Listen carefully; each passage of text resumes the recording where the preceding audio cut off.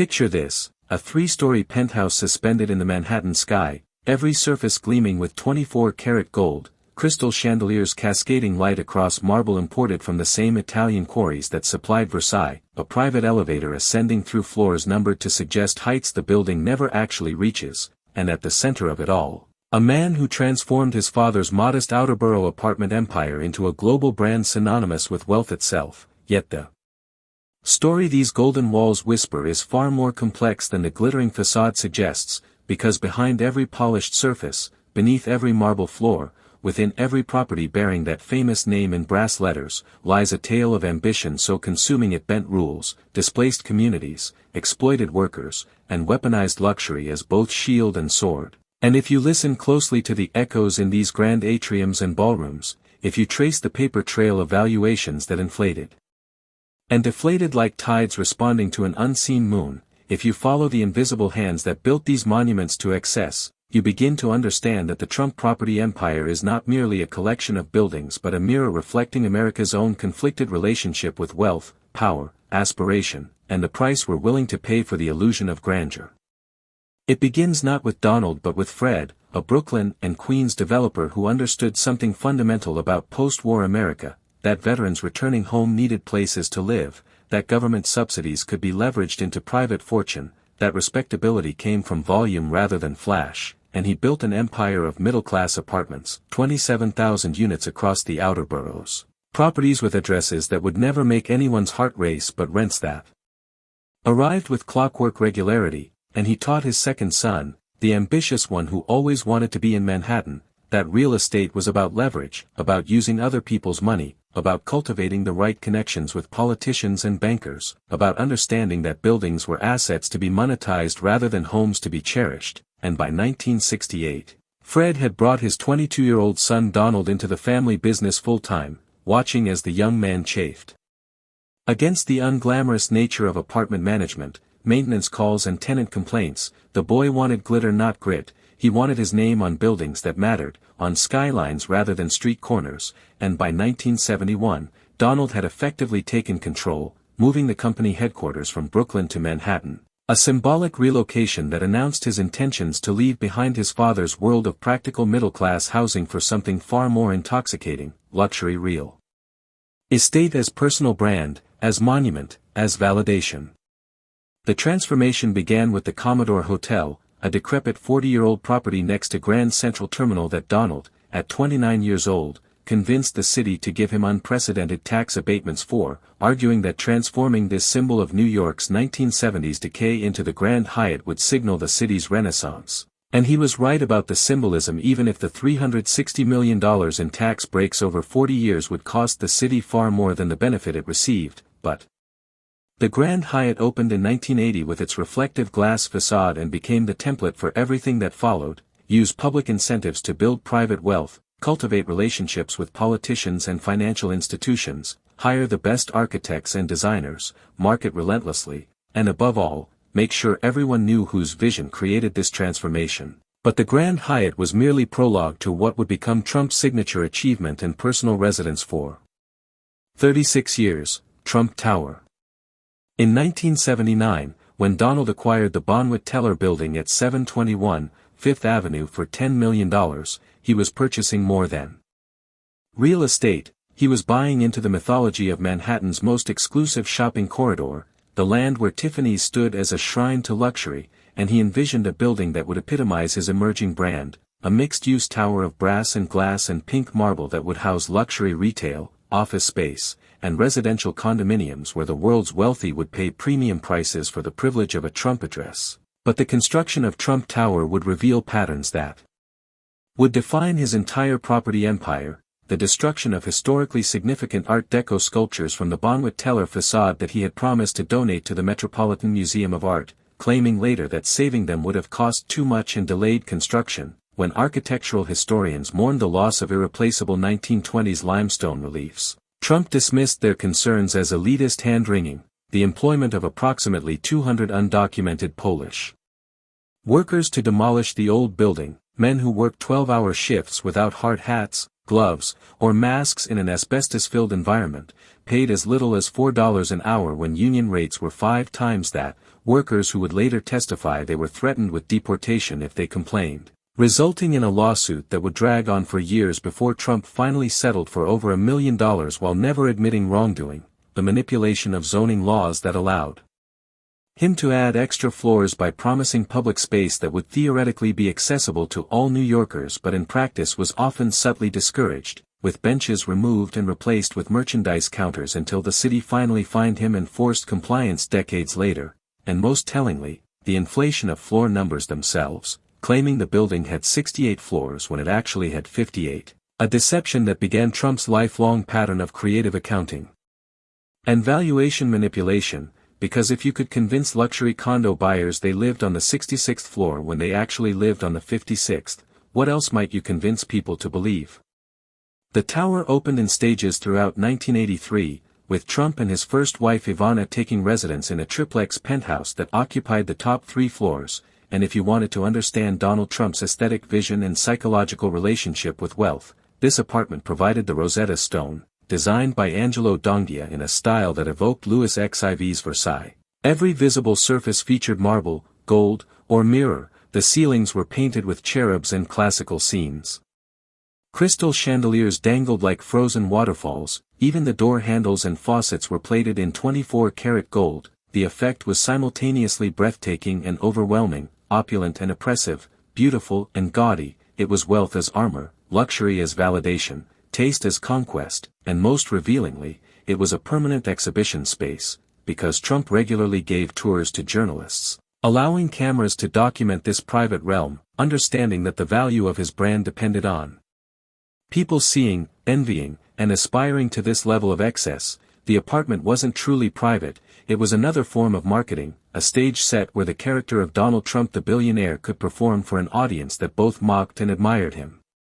Throughout the 1980s, Trump expanded with the confidence of someone who believed his own press releases, purchasing the New Jersey Generals football team, opening Trump Plaza and Trump Castle casinos in Atlantic City, acquiring a yacht, an airline, more buildings in Manhattan, each venture bearing his name in brass letters that caught the light and announced his presence, and he became a fixture in tabloid newspapers. His real estate deals covered alongside his romantic life, his pronouncements on any subject treated as newsworthy simply because they came from Trump. He was building something more valuable than buildings. He was constructing a brand that suggested success, luxury, winning, and crucially, he was doing it largely with borrowed money, leveraging properties to finance other properties, using high-interest junk bonds to fund casino construction, operating on the principle that if you owed the bank $1 million you had a problem, but if you owed them hundreds of millions they had a problem. And for a while this approach seemed vindicated by results. Trump Tower was indeed filled with wealthy residents. The casinos initially performed well, the media celebrated him as the exemplar of 1980s excess, but the foundation was built on sand that would eventually shift beneath his golden towers. The first major crisis arrived in the early 1990s when Trump's casino empire collapsed under the weight of debt service. The Taj Mahal Casino, which he had promoted as the 8th wonder of the world, filed for bankruptcy just 1 year after its 1990 opening, unable to service the $675 million in junk bonds at 14% interest that Trump had used to complete construction, and this bankruptcy was followed by others: Trump Plaza, Trump Castle, eventually 6 Trump business entities would file for Chapter 11 bankruptcy protection between 1991 and 2009, and while Trump himself never filed personal bankruptcy, these corporate bankruptcies revealed the gap between the image Trump projected and the reality of his financial management, because every bankruptcy meant contractors and small businesses who had worked on Trump properties received cents on the dollar for their invoices. At the Taj Mahal alone, 253 contractors were left partially or completely unpaid: cabinet makers, chandelier suppliers, plumbers, electricians, people whose businesses sometimes failed because Trump's business failed to honor its debts, and when confronted about this pattern, Trump would shrug and say that's just business, that using bankruptcy laws was smart, that anyone criticizing him for it simply didn't understand how the game was played, and perhaps he was right that he understood the game, but his understanding depended on viewing contractors and workers as expendable pieces rather than human beings whose livelihoods disappeared when Trump restructured his debts. Yet even as his casino empire crumbled and his name became associated with bankruptcy and failure in the 1990s, Trump understood something crucial. If he no longer had the capital to build properties, he could license his name to other developers and extract fees for associating their buildings with his brand. And this pivot from developer to licensor would eventually prove more profitable and less risky than actually building, because when a Trump-branded property failed, Trump could claim he merely licensed the name and bore no responsibility for the project's problems. He received payment for the use of his brand without assuming the risk of construction or operation, and this business model revealed that Trump had successfully transformed his name into a commodity, a word that supposedly signified luxury and success regardless of the underlying reality. You could attach the name Trump to a building, a steak, a university, a bottle of water, a line of menswear, and command a premium price simply because consumers had been trained to associate that five-letter word with aspirational luxury. The properties became secondary to the brand, and the brand could survive failures that would have destroyed a conventional real estate developer because the brand existed in the realm of perception rather than reality. But Trump still craved the validation of ownership, the psychological satisfaction of properties that were actually his rather than merely bearing his name under licensing agreements, and this drove several key acquisitions that would define the next phase of his property empire, beginning with Mar-a-Lago in 1985, the 126-room, 62,500 square foot mansion on 17 acres of Palm Beach waterfront that had been built between 1924 and 1927 by Marjorie Merriweather Post, the Post serial's heiress and wealthiest woman in America at the time of the estate's construction, who had spent $7 million of 1920s money, equivalent to over $120 million today, to create a Spanish Mediterranean palace that stretched from the Atlantic Ocean to Lake Worth Lagoon, featuring imported Donatello sculptures, 16th-century Flemish tapestries, gold-plated fixtures, 36,000 historic Spanish tiles shipped from a Cuban palace, and a 75-foot tower.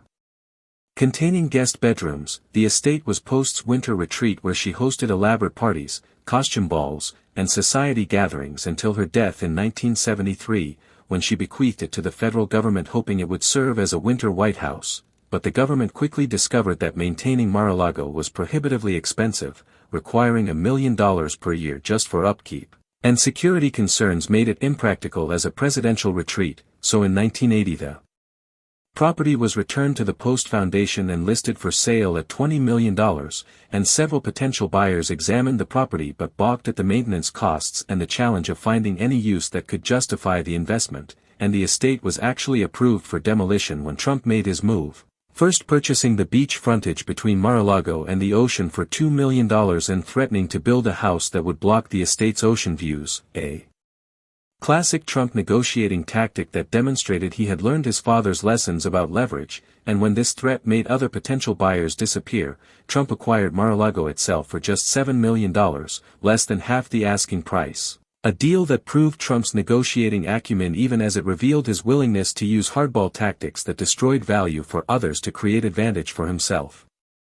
Initially Trump used Mar-a-Lago as a private residence and winter retreat, but by the mid-1990s, as he faced another wave of financial pressure from the casino bankruptcies, he proposed subdividing the estate into smaller luxury properties, an idea that horrified Palm Beach residents and was rejected by the town council, so Trump pivoted again, this time converting Mar-a-Lago into a private club in 1995, charging initiation fees that started at $100,000 and eventually rose to $200,000, plus annual dues of $14,000, creating a business model that transformed the property from a financial liability into a revenue-generating asset, and Trump retained a private residential wing for himself and his family while opening the rest of the estate to members who paid for access to this fantasy of old money luxury, and there was delicious irony in this arrangement. Because Mar-a-Lago had been built by Post as an expression of genuine old money establishment taste, carefully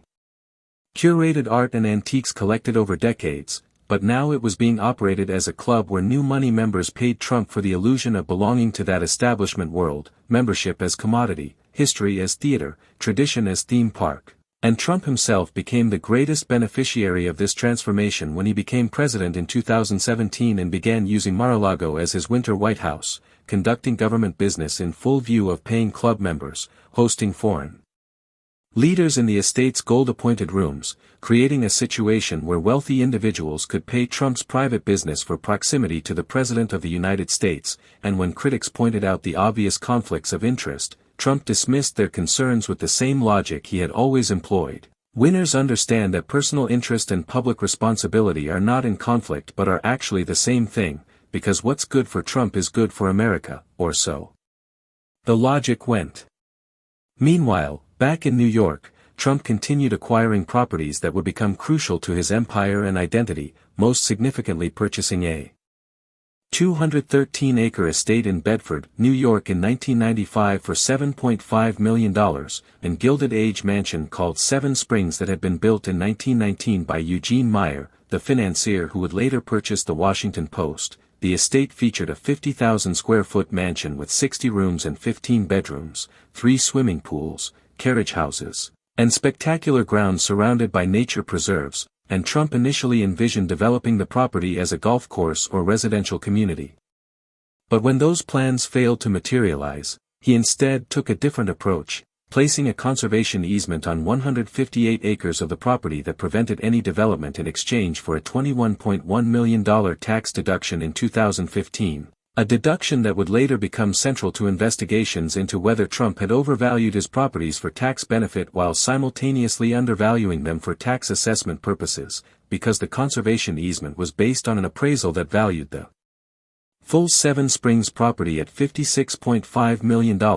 a figure that seemed remarkably high for an estate that Trump had purchased for $7.5 million and never substantially developed, and this pattern of strategic valuation, inflating property values for loan applications and financial statements while deflating them for tax purposes, would eventually lead to a civil fraud case in New York that revealed how systematically Trump manipulated property valuations across his entire portfolio, claiming that Mar-a-Lago was worth $739 million in financial statements when its actual value considering deed restrictions that limited use to a social club was closer to $75 million, a tenfold inflation, or claiming his Trump Tower triplex was 30,000 square feet when it was actually 11,000 square feet, tripling the size to triple the value, or using revenue from golf courses that were actually struggling to claim property values that bore no relationship to market reality. These manipulations weren't mere rounding errors or honest mistakes, they were systematic deceptions that allowed Trump to obtain better loan terms, maintain relationships with banks, and project an image of wealth that exceeded his actual net worth, and when finally held accountable in February 2024, a judge found him liable for fraud and imposed a $355 million judgment, a sum that might have destroyed a normal developer but that Trump could potentially satisfy by liquidating some properties while retaining others, because the property empire had grown so large, so geographically diverse, so conceptually flexible that it could absorb even this level of financial penalty. The geographic diversity of Trump's property empire revealed another dimension of his approach. He would go anywhere, partner with anyone, license to any developer who would pay, resulting in a portfolio that stretched from Manhattan to Las Vegas, from Chicago to Toronto, from Miami to Scotland, from Panama to the Philippines, golf courses in Ireland and Dubai, branded towers in India and Uruguay, a global constellation of properties that bore his name and supposedly adhered to his standards, but were often built and operated by partners over whom Trump had limited control, and this lack of control occasionally led to spectacular problems. The Trump Ocean Club in Panama became embroiled in legal battles between Trump's company and the building's owners, with Trump ultimately forced out of the management arrangement. Trump Soho in Manhattan faced lawsuits from buyers who claimed they had been misled about sales figures and condo prices, and after years of legal battles the Trump name was removed from the building entirely. Trump Toronto went into receivership in 2017, unable to service its debt, and was rebranded after the Trump Organization's management contract was terminated. These failures revealed that Trump's business model of licensing his name for fees created short-term revenue but abdicated the quality control necessary to maintain brand value. Trump would take the upfront payment for attaching his name but couldn't or wouldn't ensure that the building actually lived up to Trump's standards, whatever those standards were, and this created a strange situation where some buildings bearing the Trump name were genuinely luxurious and well-managed while others were plagued by construction defects, financial problems, and disappointed buyers. The brand became meaningless precisely because it could mean anything, attached to any property by any developer willing to pay the fee. Yet two international properties deserve special attention because they reveal how Trump's ambitions collided with environmental and community concerns in ways that illuminated his philosophy about development: the Trump International Golf Links in Aberdeenshire, Scotland, and Trump Turnberry in Ayrshire, Scotland, both golf courses that Trump acquired and developed in the face of substantial local opposition. The Aberdeenshire course was built between 2006 and 2012 on an environmentally sensitive site of special scientific interest featuring rare sand dune systems. Trump had promised that the development would create 6,000 jobs and drive billions of pounds of economic benefit to the region, but these promises proved wildly inflated. The course employed far fewer people than projected, and the construction process caused permanent damage to the protected sand dunes, damage so severe that in 2020 the site's special protection status was revoked because the dunes Trump's construction had destroyed no longer existed to protect, and local residents who had opposed the development found themselves subjected to Trump's intimidation tactics. One homeowner who refused to sell his property to Trump was subjected to years of harassment, including construction berms built to block his view. And when Scotland approved an offshore wind farm that Trump claimed would spoil the views from his golf course, he sued the Scottish government, taking the case all the way to the UK Supreme Court, where he finally lost in 2015. The whole saga revealed Trump's approach to development in microcosm: make grandiose promises to secure approvals, employ aggressive tactics against anyone who opposes you, ignore environmental concerns in pursuit of your vision, and when the project fails to deliver what was promised, blame others for the shortfall. And by 2025, investigations revealed that the Aberdeenshire clubhouse had breached sewage contamination limits 14 times since 2019, a record of environmental violation that perfectly symbolized Trump's relationship with any constraints on his ambitions. Rules were obstacles to overcome rather than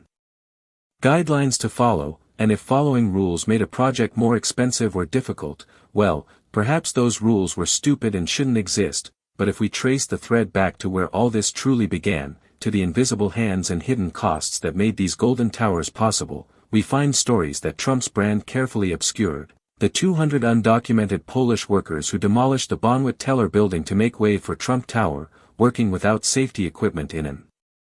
asbestos-filled environment for $4 an hour, threatened with deportation if they complained, and when their exploitation finally led to a lawsuit, Trump settled for over $1 million while maintaining he knew nothing about their immigration status or working conditions, even though these workers labored on his signature project in plain sight. And this pattern repeated across properties. Undocumented workers employed at Trump properties, from golf courses to wineries to Mar-a-Lago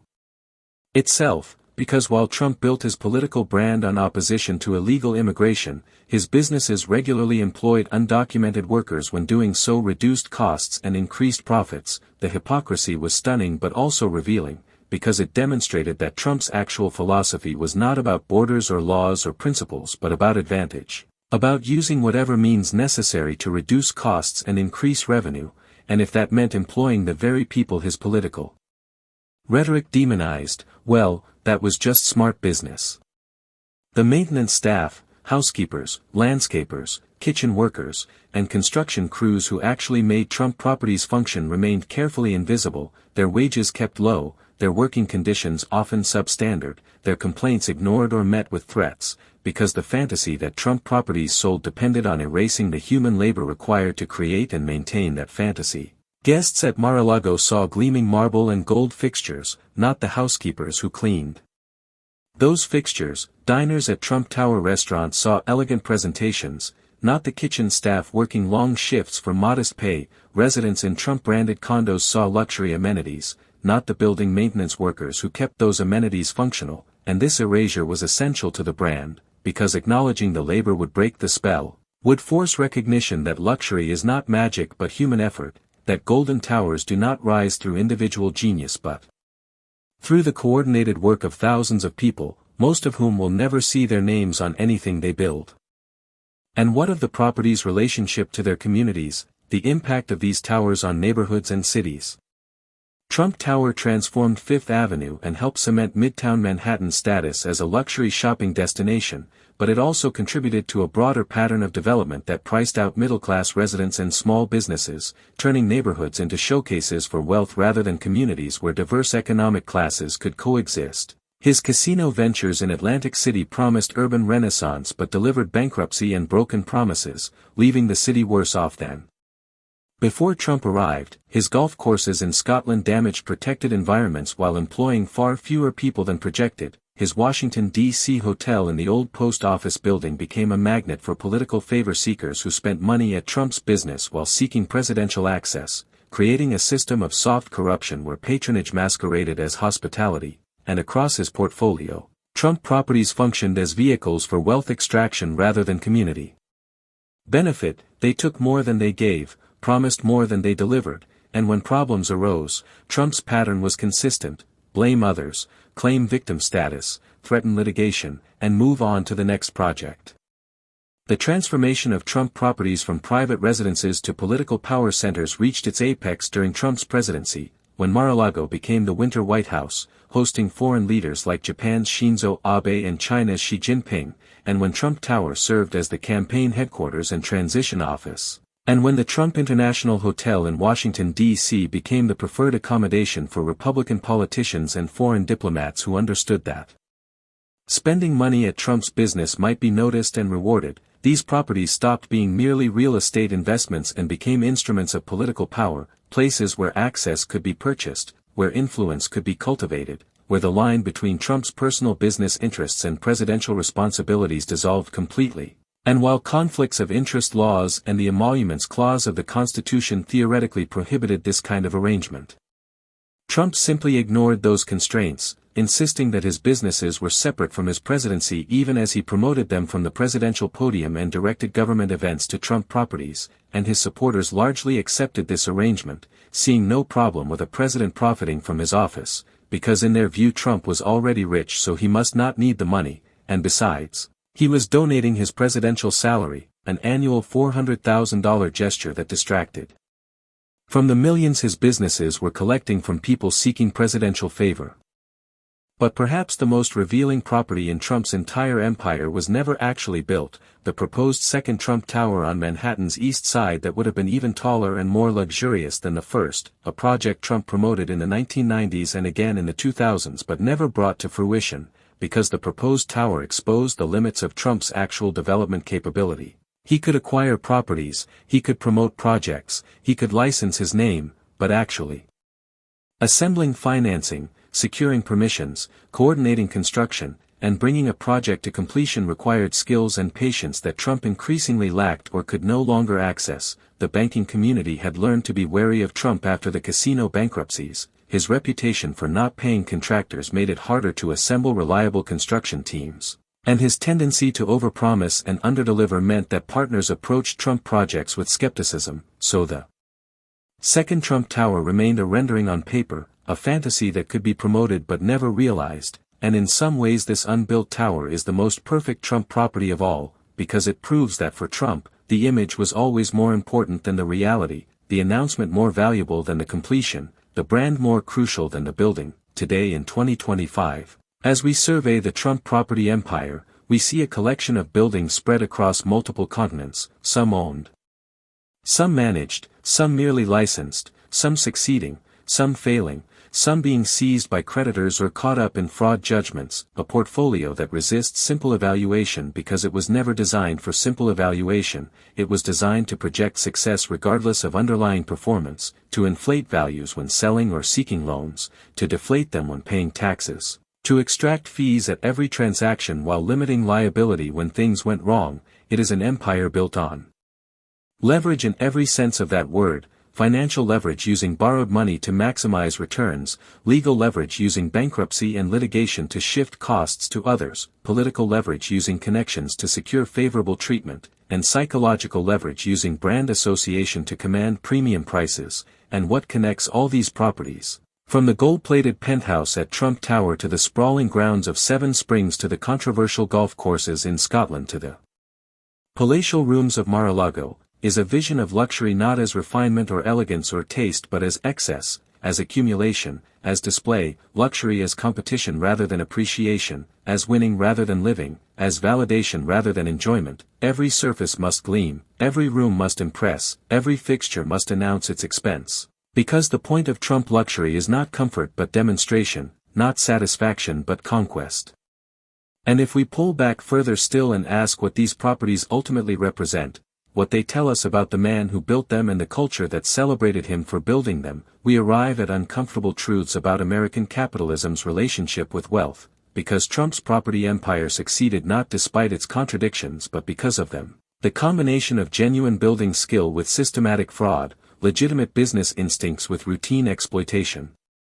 architectural ambition with aesthetic vulgarity, promised community benefit with actual community damage. This combination reflected something fundamentally American, the belief that rules are for others, that winning justifies any means, that wealth validates regardless of how it's accumulated, that brand perception can substitute for actual value. That image can triumph over substance if you're shameless enough about promoting the image, and Trump understood these American impulses at a level his critics never grasped. He knew that many Americans would admire him not despite his scandals but because of them, would see his bankruptcies not as failures but as cleverness, would view his exploitation of workers not as cruelty but as business acumen, would accept his pattern of lying about property values not as fraud but as salesmanship, because Trump properties sold a fantasy that was fundamentally American, the fantasy that anyone could become rich, that wealth brings happiness, that luxury equals worth, that gold-plated surfaces can obscure any underlying corruption, and by building this empire and attaching his name to it and promoting it relentlessly, Trump didn't just create a property portfolio, he created a mirror that reflected back America's own aspirations and delusions. The properties themselves will outlast Trump. Buildings have a way of surviving their creators, and future generations will tour Mar-a-Lago and Trump Tower and wonder what these spaces meant to the people who built and inhabited them. They will study the architectural choices and the construction techniques and the historical context. And perhaps they will understand that these were not merely luxury properties but monuments to a particularly American form of ambition, an ambition that confused accumulation with achievement, that measured success in quantity of square footage rather than quality of life, that believed bigger was always better and gold was always more impressive than any other color, and they might recognize these properties as belonging to a particular moment in American history, the period when wealth inequality reached levels not seen since the Gilded Age, when CEOs earned 300 times what their workers earned, when luxury real estate became a store of value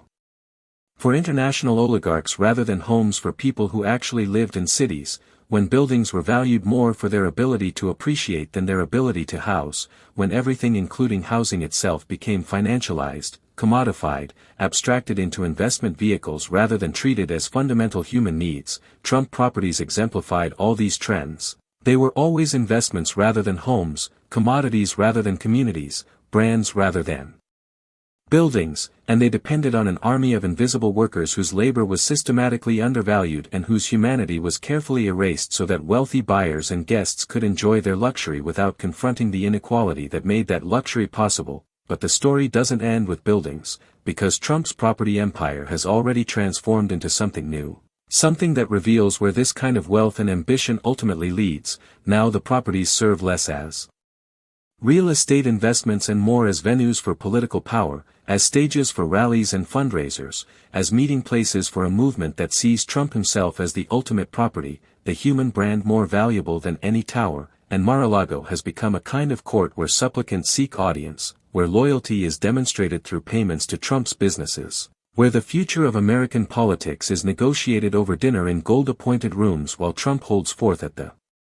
center of it all. The building has become inseparable from the man who owns it and the political movement he commands, and this transformation from real estate empire to political power center represents both the culmination of everything Trump built and a warning about what happens when personal wealth becomes conflated with political authority, when private properties become instruments of public power, when buildings become venues not for living but for rule.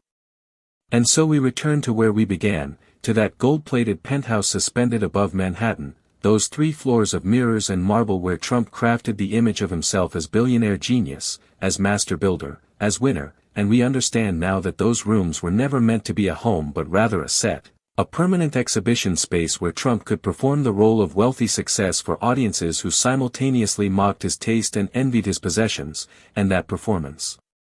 was so successful, so thoroughly convincing to enough Americans, that it carried Trump from real estate developer to reality TV star to President of the United States, and the properties were essential to this trajectory because they provided the physical evidence, the tangible proof that Trump's self-promotion was based on something real. You could visit Trump Tower and see the gold and marble. You could photograph Mar-a-Lagos ballrooms, you could play golf on Trump courses, and this tangibility made the brand believable even when the business practices behind the brand were revealed to involve systematic fraud, exploitation, and broken promises, because buildings don't lie even when the builder does, or so we tell ourselves, even though the buildings themselves were built on manipulated valuations and underpaid labor, even though they were designed to project success rather than achieve it, even though everything from their inflated floor numbers to their gold-plated fixtures was carefully calculated to create illusion rather than reality.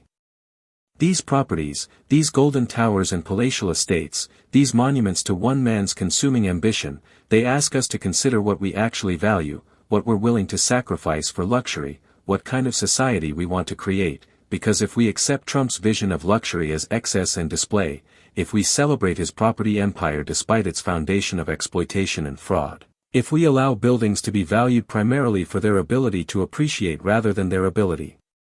to house, if we accept that winning justifies any means and that wealth validates regardless of how it's accumulated, then we have accepted a vision of America that privileges property over people, brand over substance, image over reality, and the golden towers will continue to rise, gleaming in the sun, empty of everything except the desire for more.